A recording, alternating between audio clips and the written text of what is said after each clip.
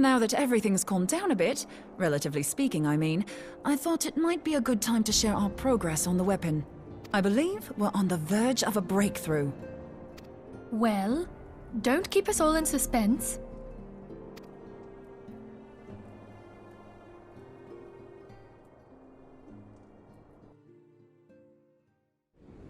Just in case anyone's forgotten, let's start by reviewing what we already know. So, an Ascian is an immortal because its soul doesn't return to the ethereal realm when its host is defeated. Instead, it flees to the place that lies between our world and the void. Therefore, the first step to permanently defeating an Ascian is preventing its soul from making this journey. And if you recall, when we last gathered here, I had verified that white auracite has adequate capacity to entrap the beings, albeit only briefly. Which left the small matter of their extermination. Aye. To unmake an Ascian soul, one must needs smite it with a concentrated burst, or blade, of purest ether. However, we wanted for both the data and the means to forge such a weapon. Short of experimenting on an actual Ascian, you see, there's no way to gauge how much ether its soul is made of. As such, we don't know what etheric density our blade needs to have in order for it to work. So we'll just have to make the densest blade we can and hope for the best. Though that would require a lot of ether. Hang on a minute! Why didn't we think of this before? White auracite can hold an absolute heap of ether, can't it? Please tell me you're joking. God's sakes, Ida. I feel as though I'm reliving the same scene over and over with you. How many times do you need to be told that white auracite cannot store ether for long periods? Being intangible matter, ether is given to dispersion. Only in its crystallized form is it a stable source of energy. I will test you later on this, so see to it you do not forget. Right, yes. It's all coming back to me. So our hopes rest on good old crystals again, do they? While they are certainly reliable, they leave something to be desired in the area of portability. Indeed.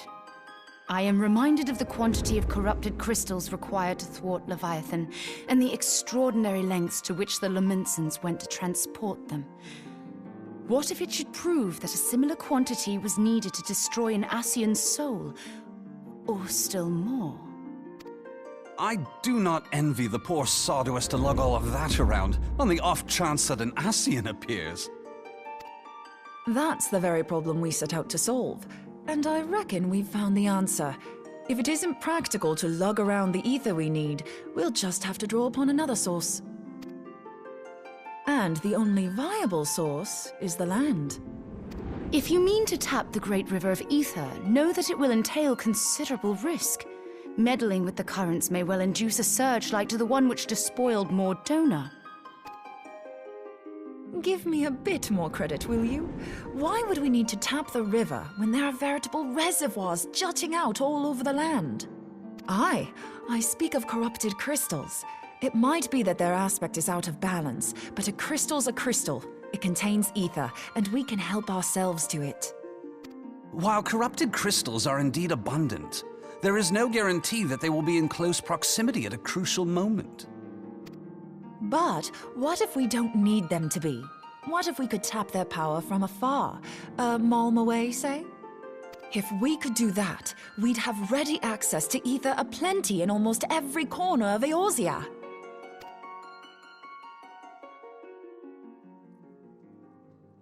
I've yet to put my theories to the proof, but I've got a good feeling about this.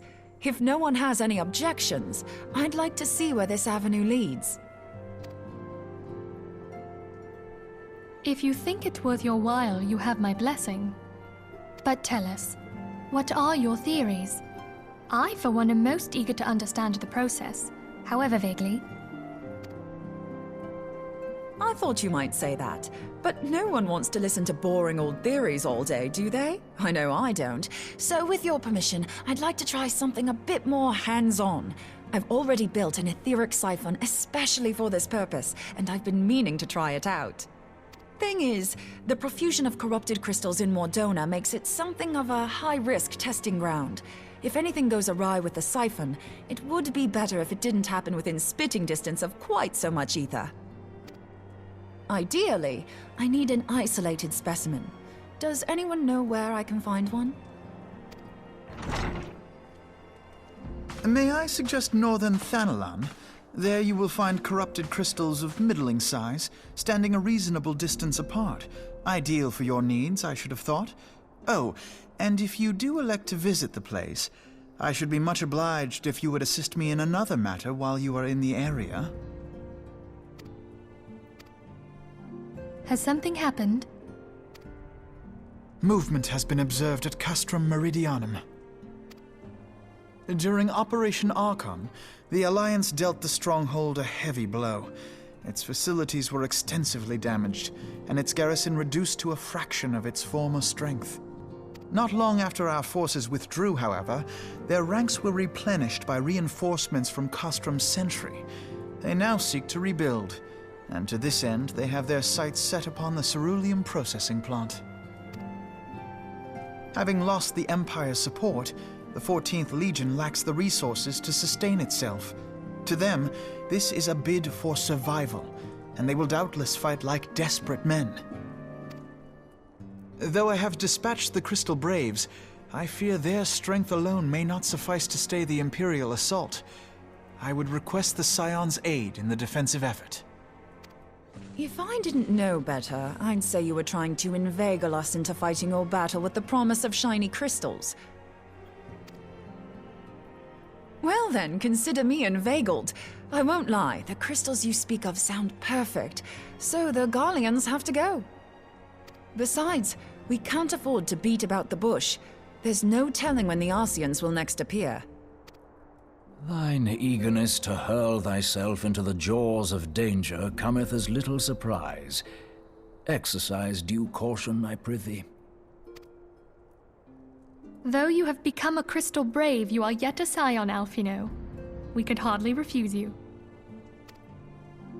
Pray, join the Crystal Braves and lend them your support. Thangred and Papalymo shall accompany you.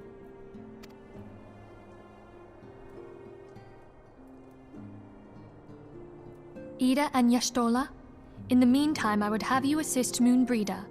Scout out the crystal clusters, that the testing may commence as soon as the Garlean threat has been eliminated. If it please you, I shall continue mine own experiments on white auricite. Thank you, Urianger. Everyone, pray see to your preparations and depart as soon as you are able. Go well, and be safe.